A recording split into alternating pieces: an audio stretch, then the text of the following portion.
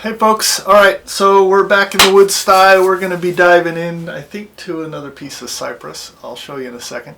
Before we got started, I wanted to bring to your attention some cool product I'm working with. This is a pair of coveralls made by 1620 Workwear. And I found these people. They didn't reach out to me because I've always been looking for coveralls that would fit somebody who's 6'8" but not 8 feet wide.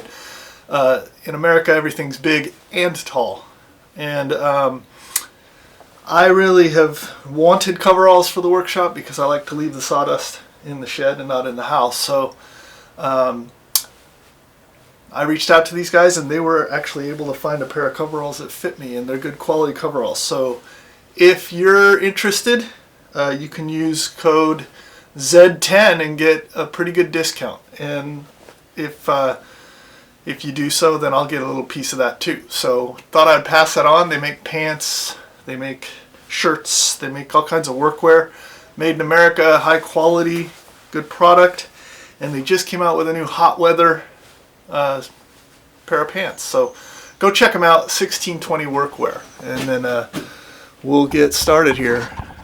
Make some sawdust.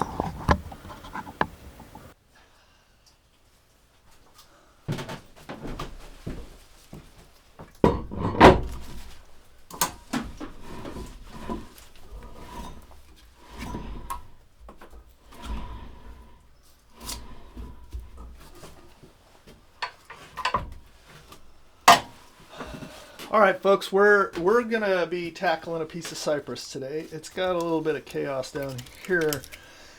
This is where the stump from last week sort of attached in. So we got this little bark inclusion here, and this was all part of a stump. So I'm gonna have to take this down a bit and get a tenon on the end of it, and then we'll flip it around and make a bowl out of it. I think it'll hold together. We'll see. Hello and welcome back to the Woodsty. Z is all dudded up in new threads ready to make a mess. Rule number 37 of wood turning is leave the sawdust in the shed. There was once a time when Z turned a ceanothus bowl. Ceanothus is known for having very red wood and sawdust. Mid-turn, Z went into the house without dusting off and spilled a bunch of sawdust on a floor that happened to also have some water droplets spilled on it.